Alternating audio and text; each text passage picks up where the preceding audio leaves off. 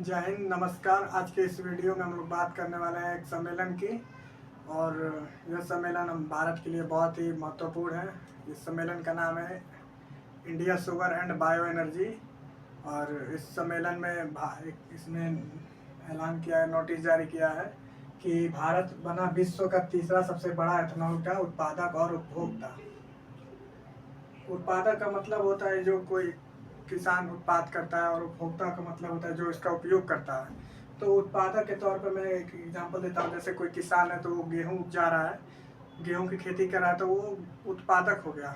और जो उस गेहूँ को ले रहा है, मतलब खा रहा है, उसका उपयोग कर रहा है, तो वो उपभोक्ता हो गया, यानी कंज्यूमर हो गया।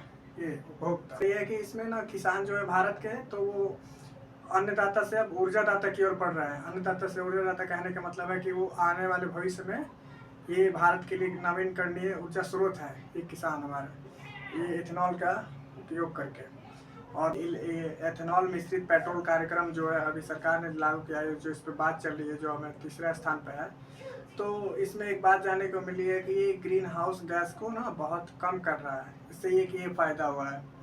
और भारत में इसकी कई सारी उपलब्धियां भी हैं। भारत ने 2014 से अब तक न करीब कम से कम 1 लाख करोड़ रुपए की बचत की है। भारत में इथेनॉल की प्रगति काफ़ी बढ़ रही है, और उसमें कई आंकड़े सामने निकल के आ रहे हैं।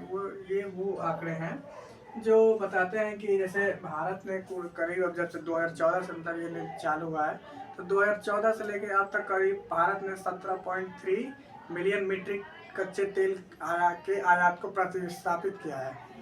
17.3 मिलियन कच्चे तेल। यहाँ पे कच्चे तेल का मतलब होगा एथेनॉल। कच्चे तेल का मतलब क्या है? एथेनॉल। कच्चे तेल का मतलब एथेनॉल है। तो ये इतना मतलब आयात प्रतिस्थापित किया है कि कौन? भारत ने इतना मिलियन मीट्रिक टन कच्चे तेल को आयात प्रतिस्थापित किया है। तो आयात का मतलब मैं बता दूं कि आयात का मतलब ये होता है कि जैसे मान के चलिए कोई कोई किसी देश के लोग हैं जो किसी बाहरी दूसरे देश से सामान खरीद रहे हैं, तो उसको हम आयात कहते हैं। फिर से एक बार बताता हूँ। जब कोई देश के निवासी जब कोई दूसरे देश से सामान खरीदते हैं, तो उसको हम लोग आयात कहते हैं। और प्रतिस्थापित कैसे कहते हैं? जब कोई एक जगह से दूसरी जगह जो रूल चलता है फिर वो चेंज हो जाए, तो यानी एक्सचेंज हो गया, यानी प्रतिस्थापन हो गया। जैसे प्रतिस्थापन हो गया, तो उसी को कहते हैं, मतलब आयात प्रतिस्थापित। सरकार का एथेनॉल का लक्ष्य निर्धारण भी है, जो यह बताता है कि 2018 के अंतर्गत, इसके अंतर्गत एक नीति आई थी। उसमें एक सरकार ने कहा था कि करीब ईंधन में ना करीब 20% एथेनॉल मिलेगा। किसमें 20% एथेनॉल मिलेगा? तो पेट्रोल में। तो E20, इसको मैं मिटा देता हूँ। तो ये E20 और एक E100 है, ये दो चल रहा है अभी इथेनॉल में। तो E20 का मतलब ये हुआ कि इसमें कहा गया है E20 में कि इसमें 20% जो है वो इथेनॉल मिलेगा, और 80% गैसोलीन। इसमें 80% गैसोलीन की मात्रा और 20% एथेनॉल की मात्रा इस ईंधन में रहेगी। इस ईंधन में ये E20 जो है ना, इस ईंधन में इसमें 20% इथेनॉल और 80% गैसोलीन मिलाने की, मिश्रित करने की बात की गई है इस ईंधन में। और इस E100 का मतलब है, इसमें कहा गया है कि इसमें 93 से 0.5% में सहविलायक होगा। सहविलायक यानी कोई अन्य चीजें होगी, उसको सहविलायक मतलब इसमें मिक्स रहेगा 1.5% में। तो E20 का मतलब मैंने बता दिया, और E100 का मैंने मतलब बता दिया। E100 में मतलब 90 से 93.5% इथेनॉल रहेगा, और 5% उसमें पेट्रोल रहेगा। पेट्रोल का एक अन्य नाम है गैसोलीन, जिसे कहते हैं। तो E20 E100 मैंने बता दिया। अब इसके आगे चलते हैं कि इथेनॉल मिश्रित पेट्रोल कार्यक्रम है। इसे सरकार ने 2003 में लाया था, जनवरी 2003 में लाया था। और इसका यह उद्देश्य है, जनवरी 2003 में लाया था, जनवरी 2003 में इसको लाया गया था, ये इलेक्ट्रॉन मिश्रित पेट्रोल योजना को। तो इसमें लाया गया था। इसमें इसको लाने का यह भी एक फ़ायदा है ना कि इसमें मतलब इसको इस ईंधन को एथेनॉल में मिलाने इस एथेनॉल को ईंधन में मिलाने पर ये पर्यावरण को दूषित करने में इसका कम कर देता है, पर्यावरण को दूषित करने में कम कर देता है और ये प्रदूषण को भी कम करता है।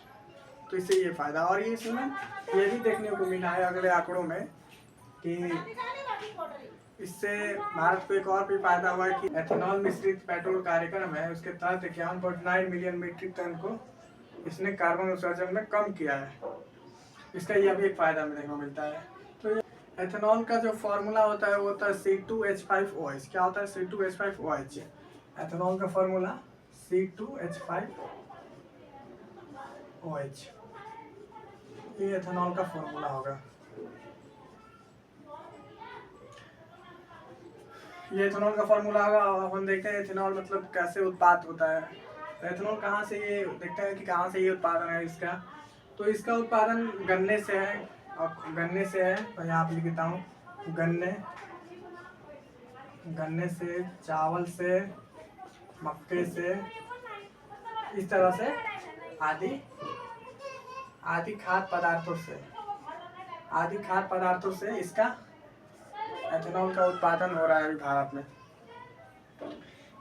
इसमें जो होता है स्टार्च पाया जाता है, इसलिए इसका मतलब ज़्यादा मदद करता है एथेनॉल बनाने में।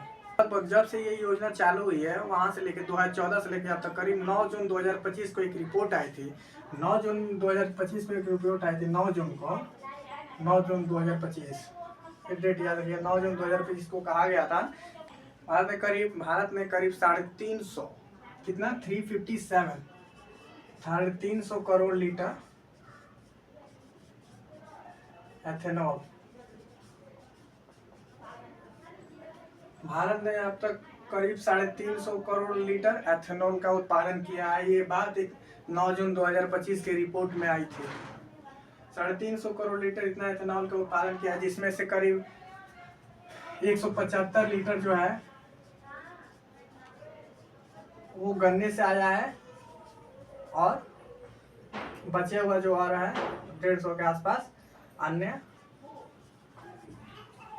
ये चावल से आया। कैसा का चावल और मक्के से आया, ज़्यादातर मतलब मक्के से जाता है। तो मक्के से 175 लीटर गन्ने से आया है और मक्के से आया है, बाकी इतना। एथेनॉल का उत्पादन मतलब ये ज़्यादातर सरकार ने ना गन्ने पर रोक लगा दिया है। मतलब सरकार ने गन्ने की खेती करने के लिए ना एथेनॉल, सरकार ने कहा है कि एथेनॉल का उत्पादन करो, लेकिन गन्ने का थोड़ा जो है उत्पादन कम करो इसका उपयोग में। क्यों कहा गन्ने का उत्पादन कम करने के लिए? क्योंकि गन्ने के खेत में जो होता है ना, तो एक मान के चलिए 1 एकड़ जमीन है। अब 1 एकड़ में 7 से 80 टन मान के चलिए आपको गेहूं उत्पादन करना है, और उतना आपको गेहूं उत्पादन करना है तो उसमें करीब 9 लाख टन पानी का उपयोग। तो इससे पानी का बहुत घाटा है। तो इसलिए कहा गया है कि सरकार इसका उपयोग एथेनॉल के लिए मतलब गन्ने का उपयोग कम से कम करे तो ही ठीक है। और ये भी एक बात निकल कर सामने आती है कि हमारे आने वाले भविष्य में ये जो अगर ऐसे ही खेती करते रह गए इसका, गेहूं, चावल और गन्ने का, तो आने वाले समय में भी ये हमारे खाद्य संरक्षण पर भी इसका प्रभाव देखने को मिल सकता है। खाद्य संरक्षण ज़्यादा से ज़्यादा इसका करेंगे तो आगे चल के दिक्कत करेगा ही करेगा।